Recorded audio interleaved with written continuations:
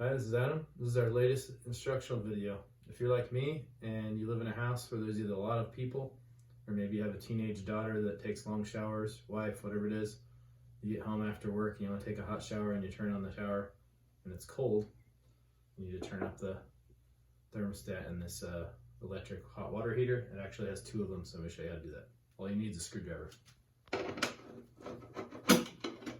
Take these two covers off.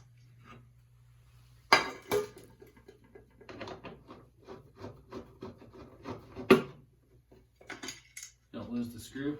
Pro tip. Move this insulation. If you zoom in, there's a little thermostat in there.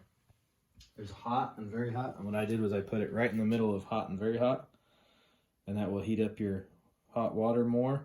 And then your shower will mix more cold water with the hot water. And it'll last a lot longer. Always remember there's two of these things. And you need to turn both of them halfway between the hot and very hot.